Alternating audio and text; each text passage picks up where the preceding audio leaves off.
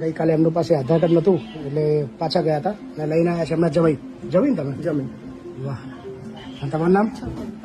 છોકરી પાયલ. અંકિત કુમાર. અંકિત કુમાર. કઈ રહો છો? વડોદરા. વાઘોડિયા. તમારું શું થાય? તમારે સસરા. મેં ડ્રાઈવર છું. રિક્ષા લઈને આવ્યા. હમણાં જોડે લઈને ફરું કેમ મૂકવા છે એમને વૃદ્ધાશ્રમમાં? એમને કોઈ રાખવા વાળું છે નહીં. મકાન છે નહીં. કોઈ નહીં એમનું? કોઈ નહીં. મારા સાસુ ઓફ થઈ ગયા. અમારા શાળા જોડે કોઈ સંબંધ નહીં. તમે નહીં? હે મારી જોડે વરસ રાખ્યું. મારી જોડે અમે તો રાખ્યા વરસ, પણ છોકરીના ઘેર પછી બી બહુ વધારે તકલીફ છે. રખાય નહીં કે એમને રહેવું નહીં?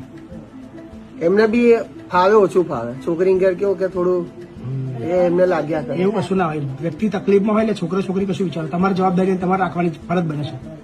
તમે કાલથી એક્સાઇટેડ એટલા બધા છો, તમે કાલથી એટલા ઉતાવળા છો કે મૂકી જ દેવા છે, મૂકી જ દેવા છે. ના, એમને જ આવું છે.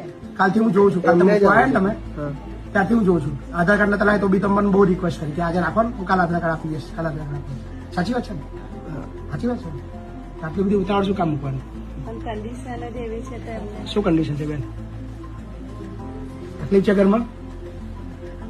આખી દુનિયા આવું વિચારશે તમારે જેવું તો દુનિયા અટકશે ક્યાં? બધા લોકો આવું વિચારવા ચાલુ કરી દે કે આપણે જ્યારે કોઈ હોય નહીં એટલે આપણે એમને વૃદ્ધાશ્રમ મોકલી દેવાના. ના, એમને થોડી ડ્રિંક કરવાની આદત છે એમને. ડ્રિંક કરવાની આદત છે. તઈ રહે છે ને તો ડ્રિંક કરવાની આદત થાય એમને છે. તો ડ્રિંક કરે. કોઈના ઘેર રાખીએ છે ને તો કમ્પ્લીટ રહે છે. અચ્છા. હવે સગાવાલામાં બી એમની ખાલી બે બહેનો જ છે, બીજું કોઈ છે નહીં. તમે ના રાખીશું કેમ કહો? આ કાકાની ઉંમર, કાકા કેટલી ઉંમર થઈ? 60 ને 63. એમ દારૂ કેમ પીવો છો? નોકરી કરતો ત્યારથી મજબૂર હતો. નોકરી કરતા દારૂ પીતા હતા? પોલીસમાં હતા. પોલીસમાં તો પોલીસમાં હતા? પેન્શન આવે છે? કેટલું આવે છે? 15 ની આસપાસ. તો અહીં જમા કરાવવું પડશે દર મહિને. એટીએમ બેટીએમ પાસબુક બધું અહીં લઈ લઈશું. એટીએમ અહીં પૈસા અહીં જમા કરાવડાવીશ તમારે. ક્યાંય એક રૂપિયો નહીં આપવા દો. બોલો બોલો સાહેબ પૂછો, બાપુ પૂછો.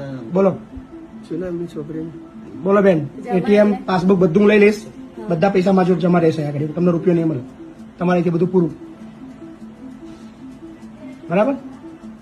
એમનો પૈસો છે એમને જ એટલે એમનો પૈસા એટલે અમારા જોડે અમારા રાખીને પછી અમારા જોડે આવે ને. ના ના, એ તો બરાબર. અમારા રાખીએ ખવડાવી પેડા પછી જવાબદારી અમારી બને. પછી એ પૈસા પર અધિકાર અમારો. ના ના, બરાબર. એટલે અમે અમારા ખર્ચાની અંદર વાપરીશું. એ ના ના, 15-20 હજાર બી એ પેન્શન તો આવે. જ કહેતા હતા કે બરાબર ને? દાન મેં કરી. બીજી આપણી બી આપણી છે આપણે ના કર્યું કઈ. માલિક જમીન ઘર ભર કશું જ નહીં. કશું છે જ નહીં. ઘર તો બેંકે લઈ લીધું છે. બેંકે વકીલમાં તમે છોકરા ભરોસો ના ના, કોઈ વાંધો નહીં. બોલો ચાલશે ને બેન? એમને પૂછેલા. બોલો. બાબુ કે મને કોઈ જગ્યાએ ભાડે મળે મકાન તો કોઈ બી જગ્યાએ સિક્યુરિટીમાં નોકરી કરી શકો તો મારો પૈસો બચે બાપુ. હજુ મારી ઈચ્છા તો જ છે. અચ્છા. હાજી. એ વૃદ્ધાશ્રમ શું કયા છે? નામ સાંભળ્યું તમારા વિડીયો જોયા. મફત નહીં રાખે. એમાં તો પૈસા પેન્શન આવતો પેન્શન લઈ જ લઉં ને કાકા. મફત થોડો રાખું. બરાબર છે રાખો. થોડો મફત રાખું તમને. ગરીબ હોય નિરાધાર હોય એને મફત રાખું. તમારે જ્યાં 15-20 હજાર પેન્શન આવતું તો પછી મફત શું કા રાખું? 15-20 હજાર હું લઈ લઉં ને. બોલો. પૂનદાન કરશો તો એમને જ પૂન મળશે ને. જમાઈ બોલો શું કરશું? એમને જ પૂછ્યું ને. તમે બોલો. તમે પરિવાર સાલ તો હું લઈ લઉં છું. એમને પૂછ્યું ને. એ જે કે ખરું. એ જે કરવાનું. એ તો મારે ત્યાં રહે પછી મારું જ ચાલવાનું છે ને. થોડું એમનું ચાલવાનું છે. તો પણ હમણાં એમને તો પૂછી લો. બોલો કાકા. બાપુ મારે તો ઈચ્છા છે. કોને હમ? હા કંઈક જો હવે નોકરી અહીં તો પછી રહેવું જ પડશે. એટલે પેન્શન હું લઈ લઈશ. પહેલા કહી દઉં છું તમને. પેન્શન એ જમા કરી દેશે. હા. તમારે રોજ એટલે પછી તમારું ચેકબુક એટીએમ બધું મારી જોડે રહેશે. બરાબર? પછી કાલે એવું ના કહેતા કે કેમ બધું લઈ લીધું. બોલો રહેવું છે? હાક નાખો જલ્દી. એટલો ટાઈમ બગડે છે.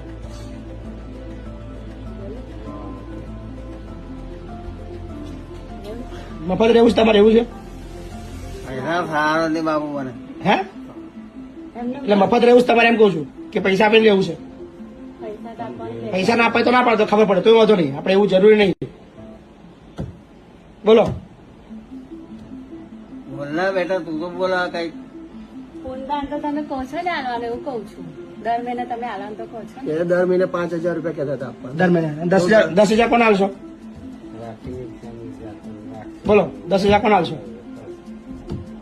બેંકના ખાતામાં રાખી મૂકશે એવું કહેતા હતા. શેના કોના માટે રાખવાનું? કઈ તમને કોઈ પાલાવતો તો છે નહીં, કોઈ રાખતો તો છે નહીં, તો કોના માટે રાખવાનું? એમ કે તમને લો ને અમારા કોમમાં આવે. જેમ ફેરા મારો એમનો છું મેન પ્રશ્ન છે ને ડ્રિંક કરે છે ને એટલે બીજું કઈ પ્રોબ્લેમ નહીં.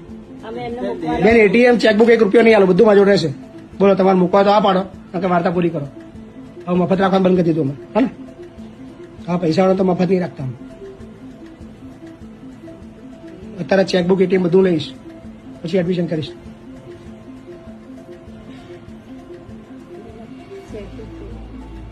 ચેકબુક કઈ હા, તો પછી મંગાવી દઈશું. એટીએમ છે ને તમારા જોડે?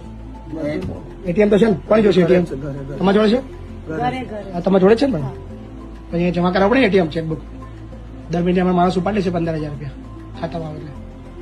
બરાબર, અમારે ખર્ચો હોય ને. બોલો. બોલો કાકા, કે મફત રહેવું છે? એટીએમ નહીં આપું તોય રાખી લઈશ. એટીએમ નહીં રાખો આલો તોય રાખી લઈશ. બોલો શું કરવું છે? મફત રહેવું છે? હા, કશો વાંધો નહીં, ચાલો મફત રાખી લઈશ. એટીએમ તમે રાખજો, હા, કોઈ ચિંતા નહીં. પૈસા તો આપવાનું કે છે. ના ના, નહીં જોતા બેન પૈસા, કોઈ ચિંતા નહીં. So thank you.